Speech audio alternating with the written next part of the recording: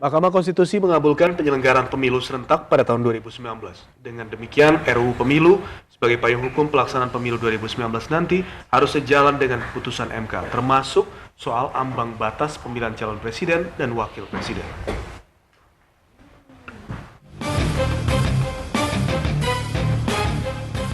Mahkamah Konstitusi mengetuk palu untuk mengabulkan penyelenggaraan pemilu serentak pada tahun 2019. Langkah MK dituangkan dalam putusan Mahkamah Konstitusi nomor 14 tahun 2013. Putusan MK tersebut menganulir Undang-Undang nomor 42 tahun 2008 tentang pemilu presiden dan wakil presiden. MK menegaskan, sesuai dengan konstitusi, penyelenggaraan pileg dan pilpres digelar secara serentak. Meski begitu, putusan MK ini baru berlaku pada penyelenggaraan pemilu 2019. Karena sudah ada tafsir konstitusional dari MK, maka rujukannya itu harus putusan Mahkamah Konstitusi. Sebagai lembaga tinggi penguji undang-undang, putusan MK bersifat mengikat secara konstitusional. Konsekuensi logisnya, RUU Pemilu sebagai payung hukum pelaksanaan pemilu 2019 nanti harus sejalan dengan putusan MK. Termasuk yang cukup krusial adalah polemik mengenai syarat ambang batas pemilihan calon presiden dan wakil presiden. Sekarang saja yang sudah 20% threshold, ya, legitimasi masih dipertanyakan. Saya nggak kebayang apabila PT-nya 0%. Pertimbangan Mahkamah Konstitusi untuk mengabulkan judicial review saya, dan itu yang saya katakan saya harus bertanggung jawab, Mahkamah Konstitusi juga harus bertanggung jawab, maka presidensial threshold itu harus ditolak. Kalau memang misalnya konstitusi itu menyaratkan harus ada ambang batas atau presidensial threshold, maka untuk apa Mahkamah Konstitusi memerintahkan atau pemilunya diselenggarakan secara serentak? Prinsip penyelenggaraan pemilu serentak dalam RUU Pemilu kali ini perlu dimaknai juga sebagai sistem presidensial yang sudah ditetapkan dalam Undang-Undang Dasar 1945. Jika kemudian ada pihak yang justru bertentangan, bukankah tergolong melanggar konstitusi negara?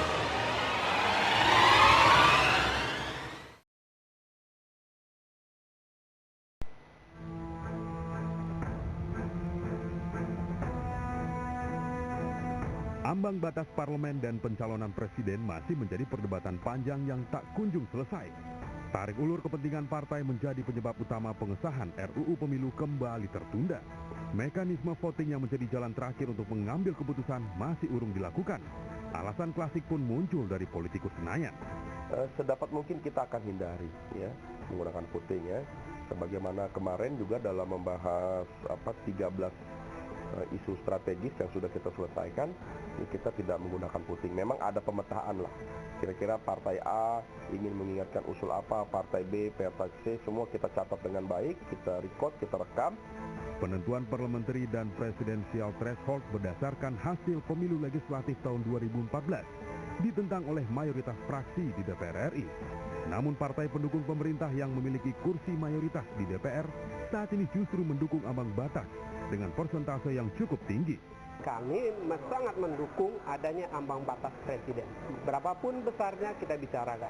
Usulan pemerintah 20% kursi DPR atau 25% suara. Kami mendukung itu. Mahkamah Konstitusi telah memutuskan bahwa tahun 2019 nanti pemilu legislatif dan pemilihan presiden akan dilakukan secara serentak.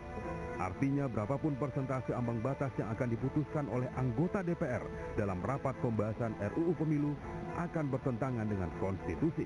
Karena itu saya minta para teman-teman di Pansus untuk memastikan bahwa para menteri tersebut bisa karena dua-duanya bertentangan dengan konstitusi. Tim Liputan MNC Media melaporkan.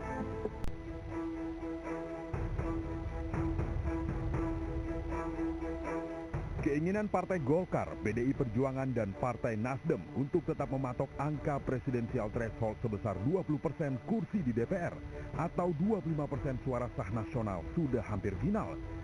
Ketiga partai pendukung pemerintah ini siap bertarung jika mekanisme voting akhirnya harus diambil untuk menentukan pilihan.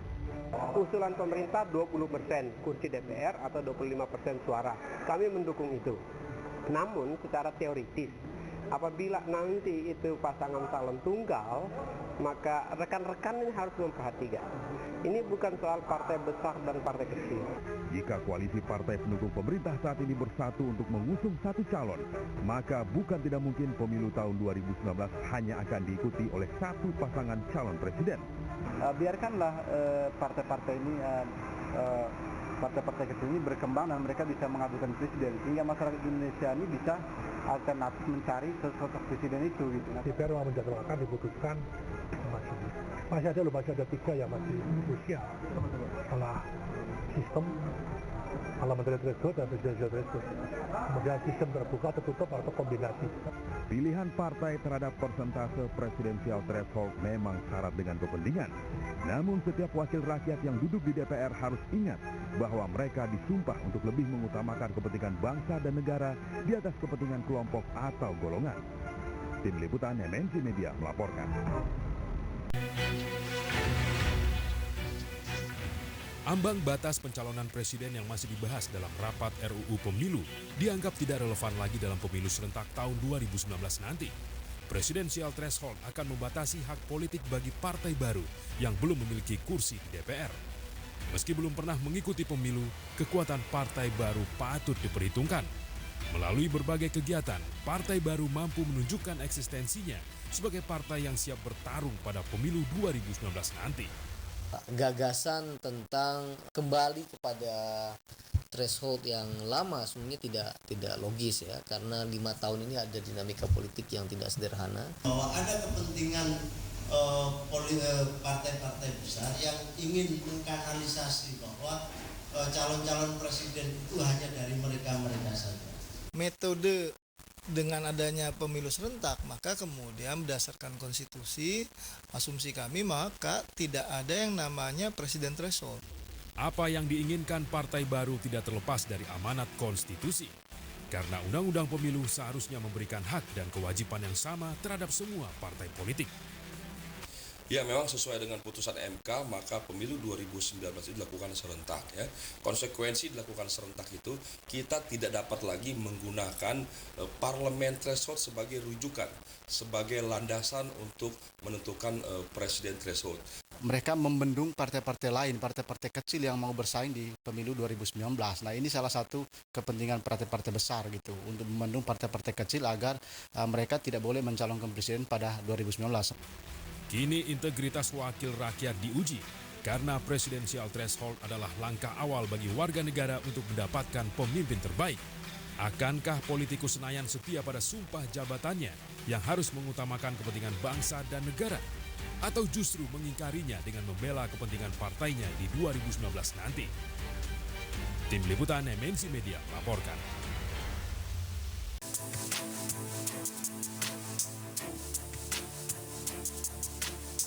Presidensial threshold atau ambang batas pencalonan presiden masih menjadi isu krusial yang diperdebatkan dalam pembahasan RUU penyelenggaraan pemilu.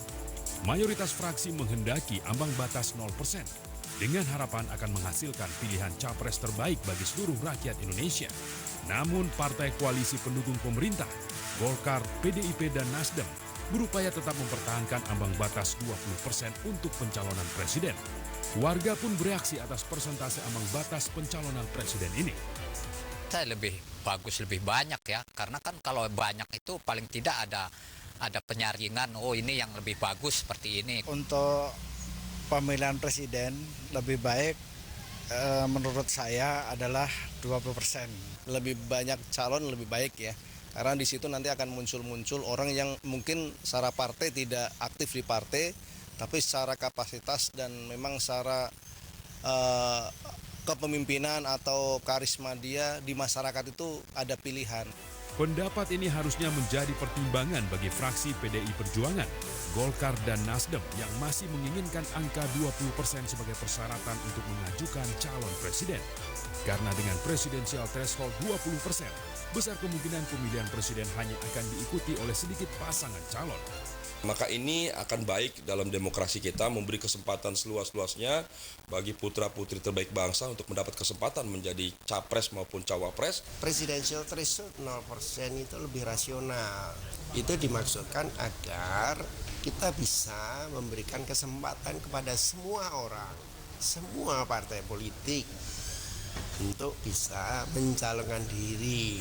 Setiap warga negara Indonesia memiliki hak politik untuk dicalonkan sebagai pemimpin di negeri ini. Karena itulah setiap wakil rakyat yang ada di Senayan harus memastikan hak politik ini tidak hilang demi kepentingan partai, golongan, atau sekelompok orang. Tim Liputan MNC Media melaporkan.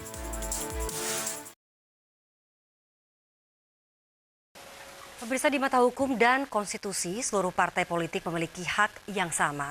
Hal itu termasuk perihal pengajuan calon presiden untuk pemilihan presiden 2019. Namun rancangan undang-undang pemilu yang sedang dibahas di DPR mensyaratkan tidak semua partai dapat mengajukan calon presiden.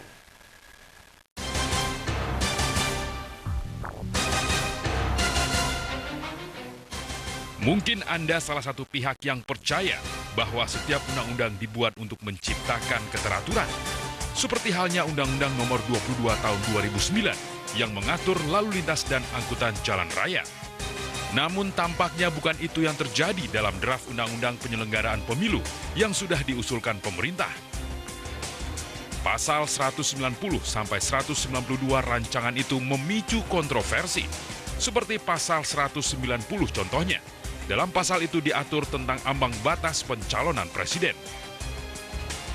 Ada pembatasan misalnya partai politik yang ada di parlemen yang boleh mengajukan calon presiden ataupun semua partai politik yang boleh, maka akan ada calon presiden yang banyak. Tetapi kalau ini misalkan tersandra karena ingin mencapai mufakat, kemudian ingin tidak ada voting, maka tahapan pemilu terganggu. Di mata hukum dan konstitusi, seluruh partai politik memiliki hak yang sama.